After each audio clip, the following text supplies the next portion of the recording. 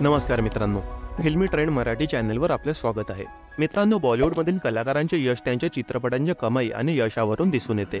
होय, एखाद्या अभिनेत्याचे स्टारडम किती मोठे असते हे त्याच्या चित्रपटांच्या बॉक्स ऑफिस कमाईवरून दिसून येते। स्टारची चमक आणि स्टारडम असूनही त्यांना सलग अयशस्वी चित्रपटांना सामोरे जावे लागल्याचे क्वचितच घडले आहे। पण अलीकडे असे काहीसे बॉलिवूडमध्ये पाहायला मिळत आहे, जेव्हा गेल्या 3 वर्षात एका अभिनेत्याने एका पाठोपाठ 7 फ्लॉप चित्रपट दिले आहेत। पण तुम्हाला हे जाणून आश्चर्य वाटेल की या स्टारकडे तरी सुद्धा 10 मोठ्या बॅनरचे चित्रपट आहेत। मित्रांनो, चॅनलवर नवीन असाल तर फिल्मी जगतातील ताज्या बातम्या जाणून घेण्यासाठी आमच्या चॅनलला सबस्क्राइब करा। तर मित्रांनो, हा स्टार दुसरा कोणी नसून बॉलिवूडचा खिलाडी कुमार म्हणजेच अक्षय कुमार आहे। अक्षय हा भारतीय चित्रपटांच्या इतिहासातील सर्वात यशस्वी आणि फायदेशीर स्टार आहे। अक्षयने आपल्या करिअरमध्ये आतापर्यंत एकामागून एक 40 यशस्वी चित्रपट दिले आहेत। तो भारतातील सर्वाधिक मानधन घेणारा अभिनेता सुद्धा ठरला आहे। मात्र गेला काही काळ अक्षयसाठी चांगला राहिलेला नाही। 3 वर्षात अक्षय कुमारने 7 फ्लॉप चित्रपट दिले आहेत, ज्यात बच्चन पांडे, सम्राट पृथ्वीराज, रक्षाबंधन, राम सेतू, सेल्फी, मिशन रानीगंज आणि बडे मियां छोटे मियां आहेत।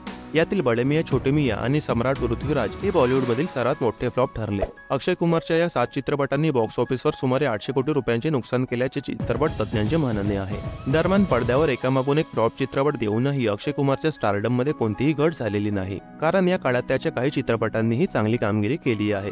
सूर्यवंशी आणि OMG2 हे चित्रपट गेल्या 3 वर्षात अक्षयसाठी फायदेशीर ठरले आहेत। तुम्हाला हे जाणून आश्चर्य वाटेल की अक्षय कुमारचे पुढील 2 वर्षात 10 चित्रपट थिएटरमध्ये प्रदर्शित होणार आहेत। यातील एक चित्रपट म्हणजे सरफिरा। हा राष्ट्रीय पुरस्कार विजेता सुरराई पोतरू या चित्रपटाचा हिंदी रिमेक आहे। याशिवाय अक्षय सिंघम अगेन या चित्रपटातही दिसणार आहे। त्यानंतर तो स्काय फोर्स आणि खेल खेलमे मध्ये महत्त्वाची भूमिका साकारणार आहे। पुढील वर्षी खिलाडी कुमार हेराफेरी 3, जॉली LLB 3 आणि वेलकम टू द जंगल मध्येही दिसणार आहे। त्यानंतर तो कनप्पा या पिरियड ड्रामा चित्रपटाद्वारे तेलुगूमध्येही पदार्पण करेल, ज्यामध्ये अक्षय भगवान शिवाच्या भूमिकेत दिसणार आहेत। एवढेच नाही तर अक्षय कुमारने एक मराठी चित्रपटात छत्रपती शिवाजी महाराजांच्या व्यक्तिरेखेचा कॅमिओही केला आहे। याशिवाय अक्षय या वर्षाच्या शेवट शंकरा चित्रपटाने करणार आहे। तर मित्रांनो, अक्षय कुमारच्या या अपकमिंग चित्रपटांमध्ये मी जशी हेराफेरी 3 ची वाट बघतोय, तुम्ही अक्षय कुमारच्या कुठल्या चित्रपटासाठी उत्सुक आहात आम्हाला कमेंट करून सांगा। मित्रांनो, बॉलिवूडच्या ताज्या बातम्या आणि गॉसिपसाठी आमच्या फिल्मी ट्रेंड मराठी चॅनलला सबस्क्राइब करून बेल आयकॉनला नक्की प्रेस करा। भेटूया आपल्या पुढील व्हिडिओमध्ये। धन्यवाद।